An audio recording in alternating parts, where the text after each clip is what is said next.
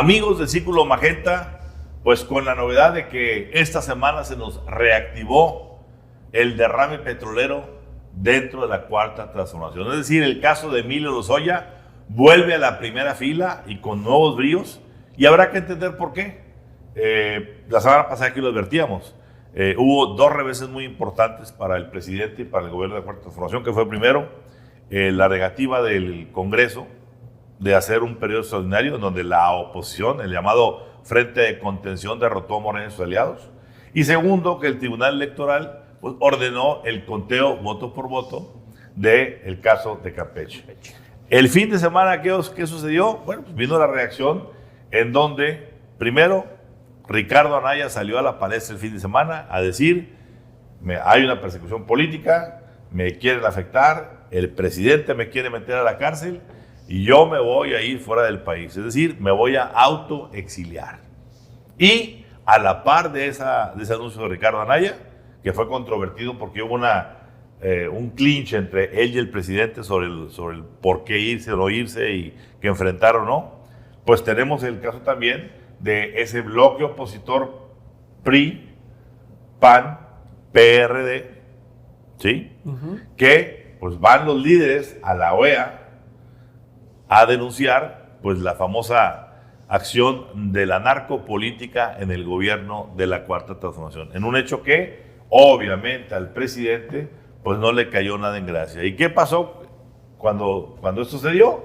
Pues simplemente que el presidente dio su manotazo y se empezaron a reactivar toda una serie de iniciativas que pasan como epicentro por el caso Lozoya. ¿Cuáles son? Se empezó a mover el elefante. Se empezó a mover el elefante. ¿Y qué tipo de acciones se dieron? Bueno, en el caso Lozoya ya levantaron la mira hacia Peña Nieto, Videgaray e incluso Carlos Treviño, el último director peñista en Pemex. Y se están reactivando toda una serie de iniciativas en contra de panistas y opositores, ¿sí?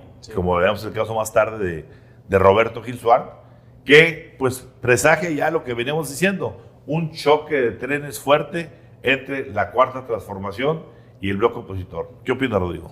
Bueno, primero creo que hay que analizar la coyuntura en la que está el gobierno de López Obrador. El gobierno de López Obrador está presionado por dar resultados.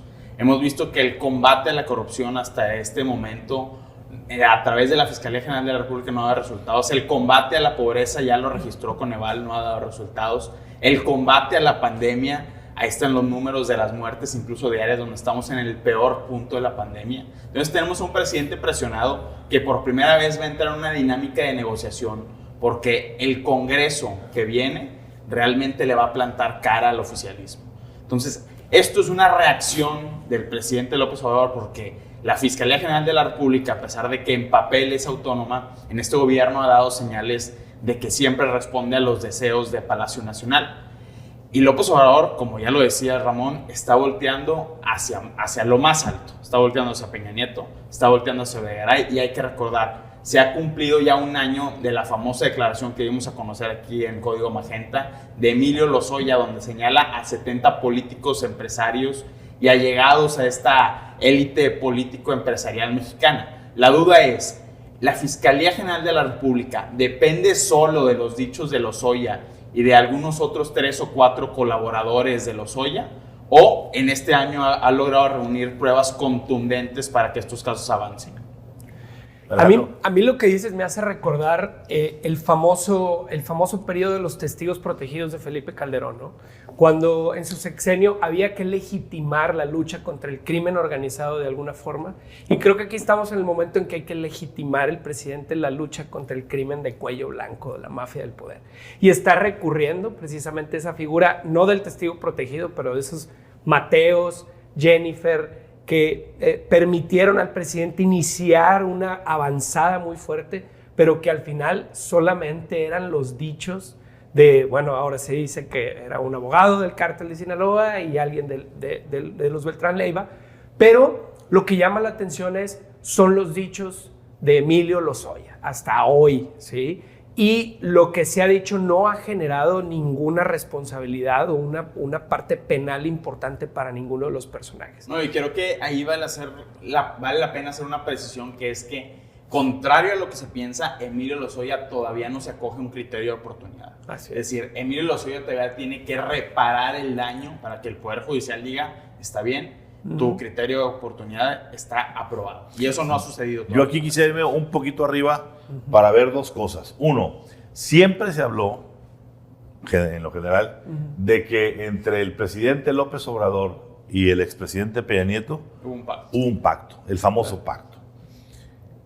¿Qué pasaría con ese pacto para que hoy se estén moviendo las aguas? Bueno, yo creo que pasó, que en el momento que el presidente vio que el PRI de Peña Nieto, con Alejandro Moreno en el bloque opositor, yendo a la OEA a denunciar el narcogobierno y la persecución política del gobierno de López Obrador, pues el presidente dijo, bueno, tú rompiste el pacto. El pacto no es unilateral. El pacto es, no solamente yo no te voy a molestar, tú a mí en mi gobierno no me vas a molestar. Así es. Esa es una parte importante. También creo, Ramón, que hay una condición de que dónde están las correas de transmisión del poder de Enrique Peña Nieto. Ahorita, ¿dónde puede ejercer presión Enrique Peña Nieto? Digamos que no hay manera de que pueda presionar fuertemente este gobierno, y López Obrador sabe que es ir por Peña Nieto como una exigencia del gobierno que va a castigar la corrupción, o mantener un pacto que, digamos, el expresidente no tiene cómo presionar para que se cumpla. Bueno, y la segunda cuestión que tenemos aquí dentro de esto es el hecho, el cambio del juego, de que por primera vez el presidente menciona a dos personajes políticos que había mantenido de oposición reservados. Claro. Uno, Miguel Ángel Osorio Chong, que ya lo sacó 2 veces en Mañanera denunciándolo como uno de los artífices de esta andanada. Lo menciona como un salinista. Sí, vamos ahorita al punto del salinismo. El primero, a Osorio Chong. Segundo, mete en la ecuación, que nunca le había metido, a Dante Delgado, a quien de una u otra manera acusa de que apoyó al bloque opositor para frenar el periodo extraordinario. Y va entonces a lo que estabas ahorita comentando. Ese contexto de cómo junto a Dante, con Osorio Chong, con los panistas, Gil Suárez y compañía, pues la única forma de decir, señores, estos son títeres, vamos a hablar del titiritero. Y el titiritero se llama Carlos Salinas de Gortari. Es decir, el presidente ya escaló hasta la máxima cúpula de la oposición la confrontación. Y la pregunta es, ¿qué nos depara esto? Claro. Aquí necesitas artillería pesada para llegar a esos niveles. Y el presidente se había mantenido en un nivel bajo. El caso Ancira lo vimos apenas, no se presenta su primer acuerdo, desafía el acuerdo que tiene contra el presidente y esa figura de testigo, bueno, no testigo protegido, pero voy a participar con el gobierno para que se aclaren. Hay un primer desafío y tú sabes la cercanía que tiene Ancira con el grupo salinista, ¿no? Entonces, el presidente, si va a escalar su guerra contra el crimen de cuello blanco o la mafia del poder, tendrá que tener municiones suficientes y no quedarse en el camino con dichos de Emilio Lozoya, que hasta hoy, pues es lo que tenemos. Lo primero que tiene que hacer el presidente es arreglar su problema de casa, que es el conflicto de Santiago Nieto con el fiscal Alejandro Gertz Manero. La Fiscalía General de la República, en la acusación que está haciendo contra todo este grupo, dice, hay un esquema de reparto de 100 millones, pero la Unidad de Inteligencia Financiera habla de que se repartieron 3,000 millones de pesos. Es decir, esa diferencia fuerte explica que hay un conflicto entre Alejandro Gertz y Santiago Nieto, y que si ellos no se ponen de acuerdo, estos casos no van a avanzar en lo absoluto. Bueno, esa cuestión es cierta, aunque no es nueva, pero pues sí es claro que Santiago Nieto escarba, encuentra, presenta las pruebas, y de una u otra manera en la fiscalía se quedan ahí medio que sí, que no, que a lo mejor. Y por ejemplo tenemos el caso de Lozoya esta semana, que va a estar la próxima semana ya citado a presentarse por primera vez después de todo lo que ha ocurrido, y aparentemente le van a dar 30 días más, un mes más, para que haga el acopio de la información que haga falta, como si este año no hubiera sido suficiente para hacer el Claro. acopio de la información. Y creo que vale poner en contexto quiénes son los testigos clave de esta ¿quiénes fiscalía. Está Froilán Gracia, Claro. que fue una de las personas fundamentales del entorno de Lozoya Pemex. Está el escolta de Emilio Lozoya, que era el encargado de repartir estos El de las dineros. maletas, De las famoso. maletas. Y está un ayudante de la familia de Lozoya, que era puntualmente el chofer de Emilio Lozoya padre. Entonces, estos tres personajes, todos del entorno de Emilio Lozoya, son los que están dándole las municiones a la Fiscalía General de la República y decir, yo me reuní con el segundo de tal senador, yo me reuní con el asistente de tal diputado, y hubo intercambio efectivo, que por cierto, la Fiscalía le imputa ese intercambio efectivo a Construcciones Industriales Tapia, que es una empresa cercanísima a el entorno de Osorio Chong en Hidalgo. Así es.